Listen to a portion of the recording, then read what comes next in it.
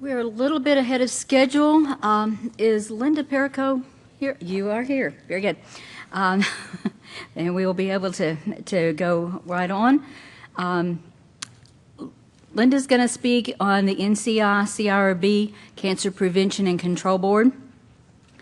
Linda is a nurse consultant at the National Cancer Institute's Division of Cancer Prevention and is responsible for coordinating the establishment of a central institutional review board. In 1983, she joined the Wichita CCOP as their first oncology research nurse. She moved to Washington, D.C. in 1992 to work at the Lombardi Cancer Center at Georgetown University, where she also completed a graduate degree in oncology nursing. She became head of the Protocol Information Office of the NCI's Division of Cancer Prevention in 1999. During that time, she was program lead for the implementation of NCI's AccrualNet. She returned to DCP in 2013 and now leads the planning and implementation effort for the Cancer Prevention and Control CIRB. She is a member of the Oncology Nursing Society as well as other professional organizations.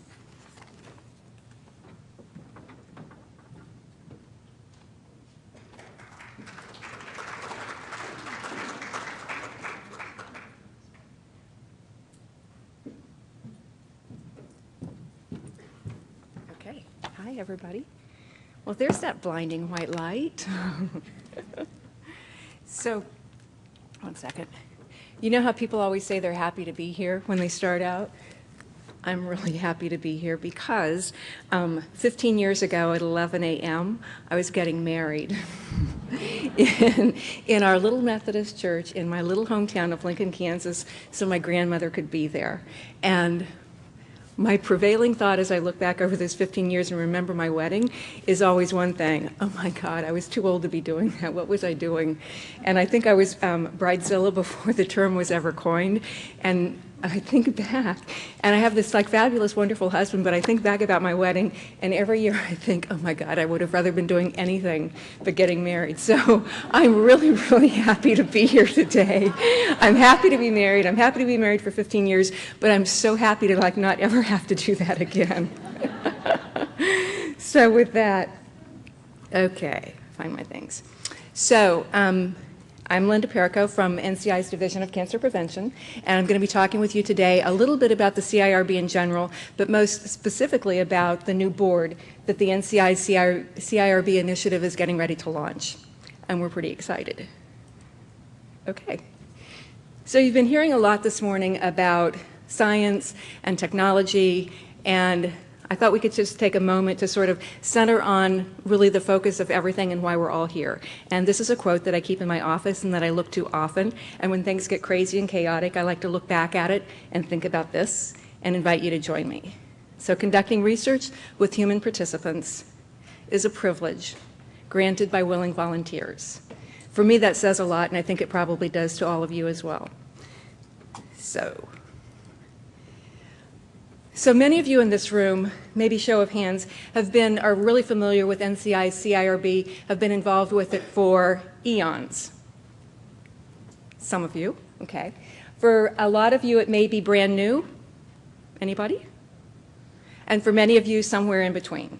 So recognizing that, let's just do a little history of the CIRB to bring everybody to a common place of knowledge and understanding. So the thought about the CIRB actually started back in 1997, and as many changes in government do, it was related to a report, a review study that was undertaken called the Armitage Report, which if you're as old as me, many of you remember it. One of the findings in that report really illuminated the duplicative IRB reviews that were conducted on multi-site protocols.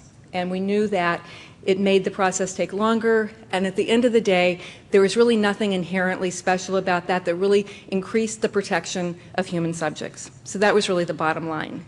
In 1999, the NCI began its facilitated central IRB review model. And for those of you that may recall, that was a shared model between work that was done at the national level, reviewing the protocol, and then work that was also done at the local level. The first board began in 2001 with the phase 3 board that reviewed adult treatment studies. followed then in 2004 by the pediatric board. So the pediatric board was set up to review the children's oncology group protocols. Phase 2 and Phase 3, the cancer treatment studies, as well as cancer control and prevention, or cancer control and symptom management studies. In 2013, the adult early phase board was stood up, and for the purpose of reviewing Phase 2, or Phase 1 and early Phase 2 clinical studies. Also in that year, as many of you are probably familiar, the NCI changed from the facilitated review model, to the independent review model. And then finally that year achieved AHARP accreditation. Okay, so with that as background, we'll look now at the new board, the fourth board, which will review cancer prevention and control studies. So for some of you who aren't familiar with NCI's Division of Cancer Prevention, just a little bit of background. So DCP conducts two large national network programs. The first, which is the NCOR program, launched this summer. NCOR representatives here? You guys really hold your hands up. I can barely see. Okay, so some of you. So for many of you, thank you.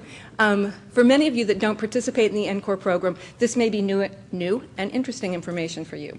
So the NCOR program was launched this summer and was the combination of the Legacy CCOP program and the Legacy NCCP program, thus bringing all of NCI's community-based research into one centralized program.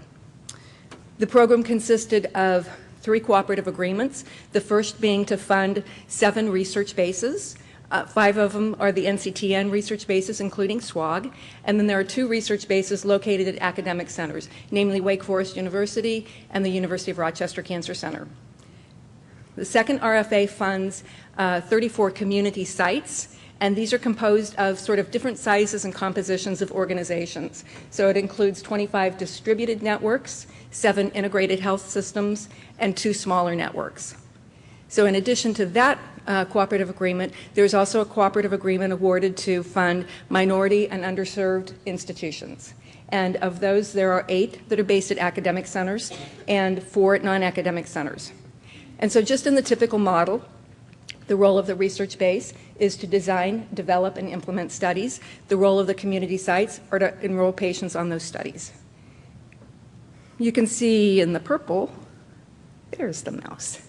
So on this side, I mentioned that DCP has 2 different national network programs. This is a second program that most of you are likely not familiar with, but just for the sake of completeness, we also have a contract-funded consortia for early phase prevention trials. And we fund 5 referred to as contract lead organizations who develop studies and also accrue patients to those studies, and have subcontracts with about 75 additional sites who also accrue patients onto those studies. That'll become important in a minute. Okay. This is a map that many of you may have seen in other presentations showing where across the country the NCOR local sites, the minority sites, and the research bases are located. So you can see there's good distribution across the country. So what kind of studies are done in the NCOR program specifically? The research agenda is in general focused on cancer prevention, cancer control, cancer screening.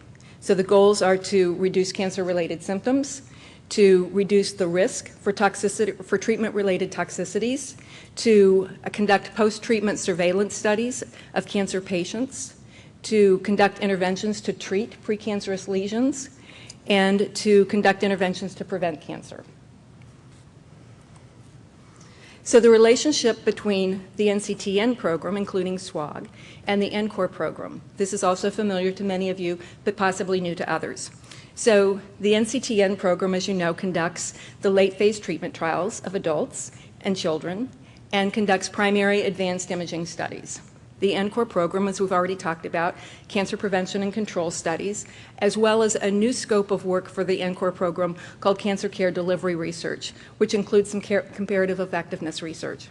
So the NCTN focus, the NCOR focus, NCOR sites participate in all of those studies, and in addition to their cancer control studies, they also register tremendous numbers of patients onto the NCTN treatment trials, including adult and pediatric studies and those imaging studies.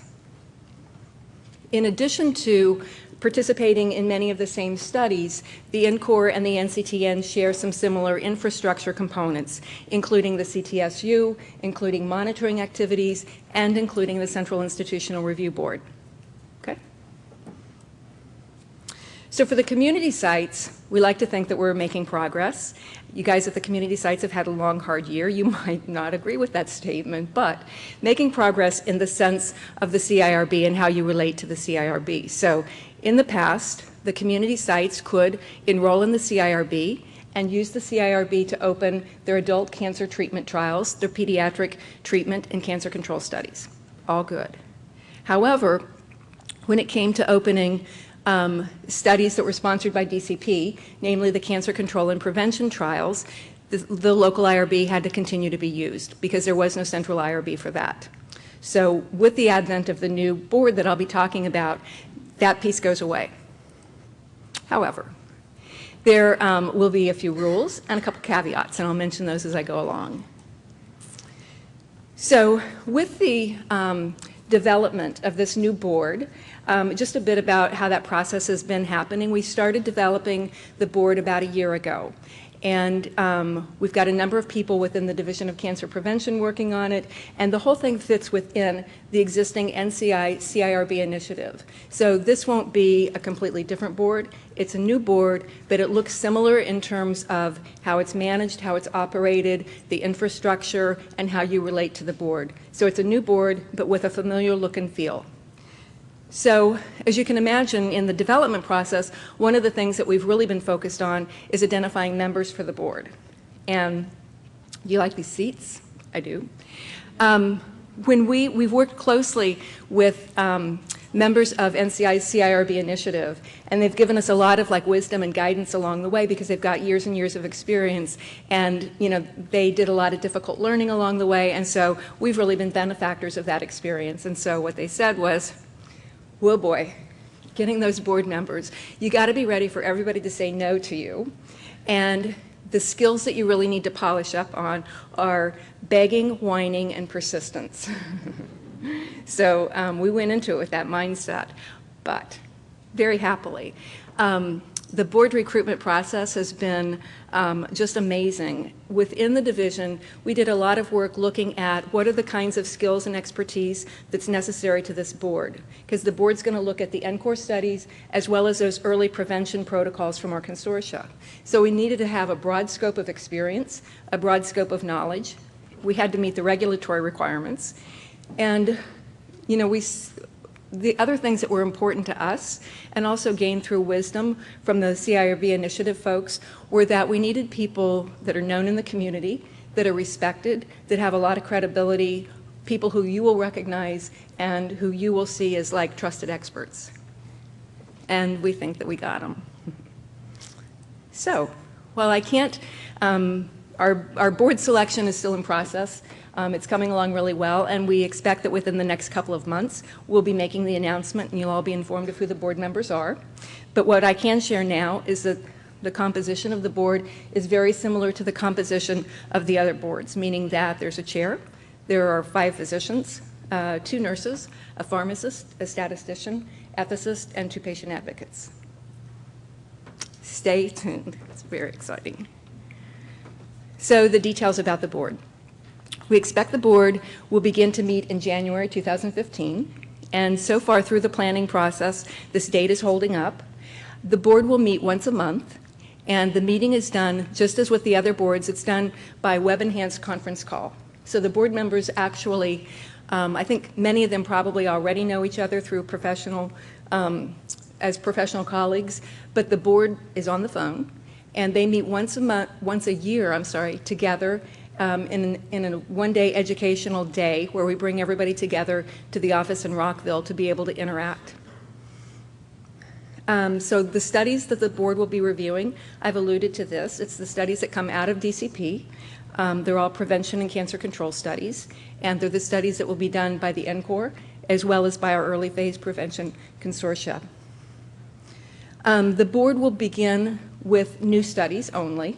So legacy CCOP studies, Here's the caveat. Those studies that carried forward into the NCORR program, you'll still continue to use your local IRB mechanisms to look at amendments and continuing reviews for those studies until they're completed.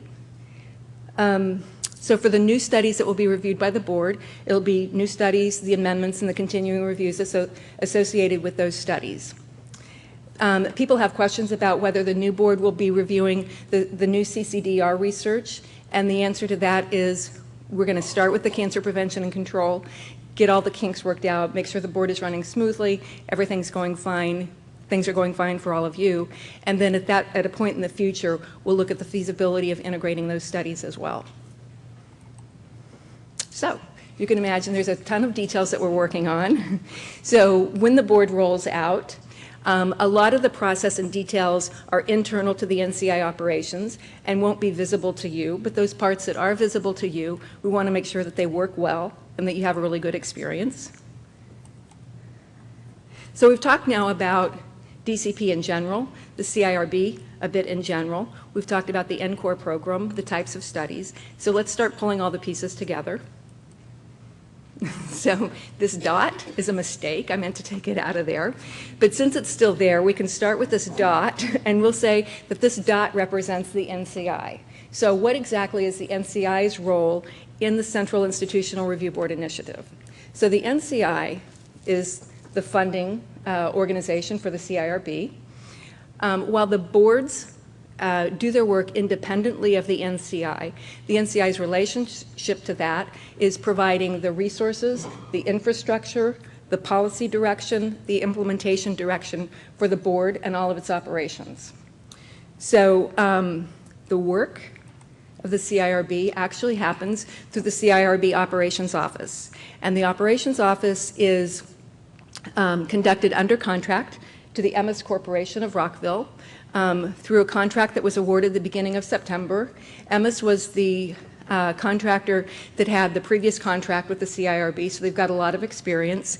They were there through the change from the facilitated to the independent review model and are very knowledgeable and very, very capable. So within that context of the CIRB operations, we start with, I had to make it this simple so I could understand it. We start with investigators, principal investigators associated with research bases who design and develop clinical trial protocols. Those protocols are submitted by those investigators to one of the 3, soon to be 4, Central Institutional Review Boards. The CIRB reviews may have stipulations, may ask for revisions, but ultimately the result of that is an approved protocol, approved by DCP ultimately or by CTEP ultimately. And with those approved protocols, they're opened by local institutions who are enrolled in the CIRB.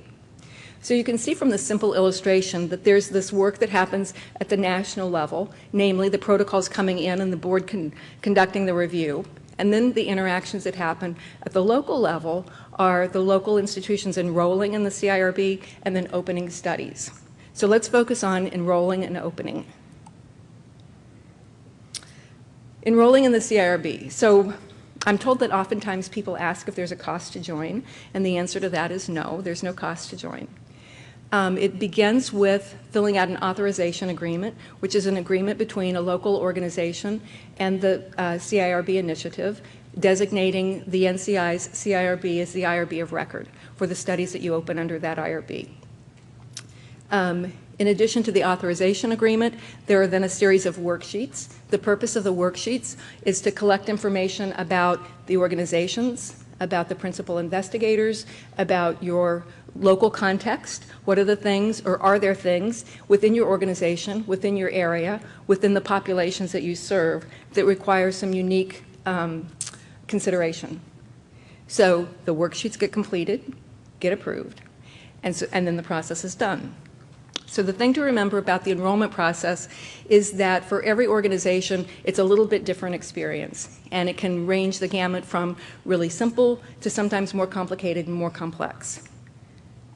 So here's a tip.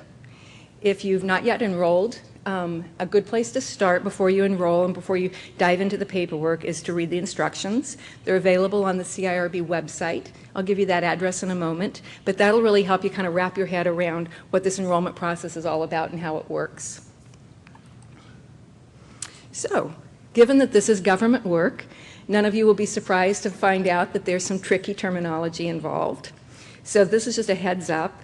And specifically for those of you in the NCORE program, you'll be experiencing this if you haven't already. So in the NCORE program, the language that's used to describe organizations is based on money and funding, and it's where the money goes and how the money moves through your NCORE organizational structure. And so in NCORE, the terminology that's used to refer to institutions is a primary component institution, a component, or a subcomponent. So it's all pretty straightforward. And then you try to enroll in the CIRB. And then you see the word component, knowing that, okay, this is my definition of component, and all of a sudden you're like all messed up. So the CIRB uses a different set of terminology. It's not for arbitrary purposes or to try to make your lives miserable. It's because of regulatory purposes. So while on the NCORE side, the organizations follow the money, on the CIRB side, the terminology and the organizational structure has to do with legal requirements and with oversight. So that's kind of the background of that. So when I was trying to understand this, and it really made no sense to me at all, this helped, and maybe it'll help you as well. Laura Covington of the MS Corporation, the operations office who's in charge of enrollment, she said, if a grant-funded arrangement, meaning your NCORE structure, and the CIRB arrangement are the same, it's absolutely a random coincidence. So if you're at an NCORE and haven't started enrolling yet, if you have it in your head that you need to sort of reconstruct your NCORE organizational structure into the CIRB, you don't. And it could be done, but it may not be necessary to do it that way, and it may not be the easiest or the most efficient way to do it. So I'll just give you that, and then here's where the NCORE programs are with enrollment. So through the funding terms of agreement and the awards, the NCORE programs are required, just as the NCTN and the LAPS organizations are required to enroll in and use the CIRB. You're required to enroll. So of the 806 NCORE organizations, as of 2 weeks ago when I did these slides, 67% were enrolled. That number is up to 70%. And of those institutions that were not enrolled, about 10% were in progress and about 23% not yet started. And those numbers have also increased in the last couple of weeks. And I think we know that those that are not started, it's not necessarily that they're not started, it's that they're starting the conversations at home and starting to wrap their heads around the process. Just of note, for SWOG in general, their CIRB enrollment is 63%. So I spoke to the operations office help desk staff before I came here, and I asked what the NCORE enrollment experience was like, and if they had any words of wisdom, and where was it that, were people having trouble, and if so, where were the problems coming up? And so what they said was that the problem comes up in the terminology and figuring out that organizational structure, and they said, tell them to call us. So I'm telling you to call. If you are just starting that enrollment process or haven't started it yet, just give the help desk a call, because what they do, they're more than a help desk. They're like your personal Sherpas to get you through this process. So they've had a lot of experience and understand how to deal with complex organizational structures, and they can really just help you get started down the right path and really help you all along the way. So there's your gem. So once you've gotten through that enrollment process, then is when you really start to enjoy the benefits of your CIRB membership. That is the part where you open studies. So it's 3 pretty simple steps. First step is you go online, you do a worksheet that has a few check marks, and it's asking you, is there anything about this particular protocol where your local context applies differently than what you've already told us before? No, no, no. And within 2 days, 2 to 3 days of submitting that worksheet, you'll have the approval from the CIRB. So they do an administrative check. If there's any questions, they'll be in touch with you. Then they're able to send that request through expedited review and give you a response really quickly. So that's the benefit. Certainly, when you're getting ready to open a study locally, there's a lot of things that you have to consider. The Institutional Review Board approval is only one of them. But for this piece, it's a lot easier going through the CIRB. Once you have that approval, then you take your CIRB approved consent boilerplate language, plug it in, you're good to go.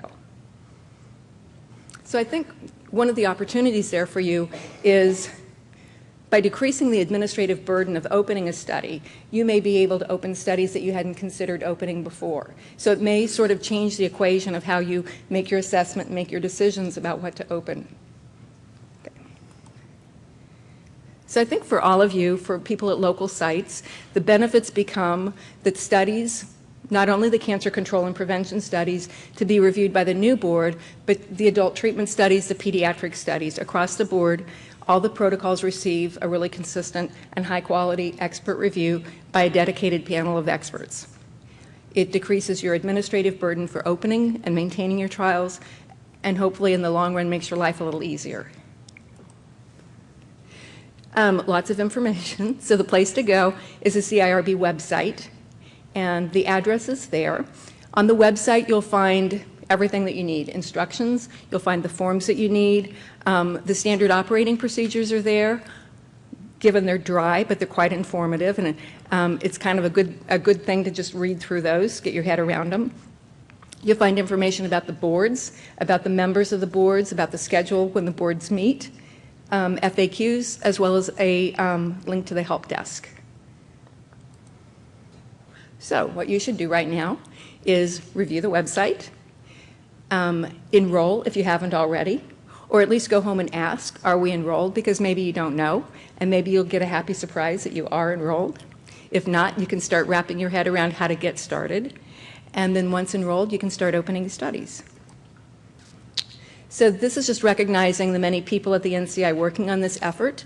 The NCI CIRB initiative is headed by Jeff Abrams, Meg Mooney as the medical advisor, Sharon Hamp. Many of you were familiar with Jeannie Adler and all the years that she worked on the CIRB initiative. And remember in 2013, I showed you like all that stuff that happened. Jeannie retired right after that. So anyway, so Jeannie's retired. Sharon Hamp has taken that position and is doing a fabulous job. She has amazing experience behind her and is a great leader. Jackie Goldberg, who's the lawyer associated with the project. And then on DCP's side, where I'm at, Lori Manazian serves as a medical advisor for this group. And then you'll see the representatives here from our leadership and our operations team that are working to put all this together. So I think my just final message to all of you is that while we're in this planning process, for those of you at community sites, we're happy to hear the questions that you have, any concerns that you have, issues that you have. This is a great time to let us know and raise those questions to us so that we can be aware and make sure that the whole thing is a really good experience ultimately for all of you. Okay. With that, done. Thanks.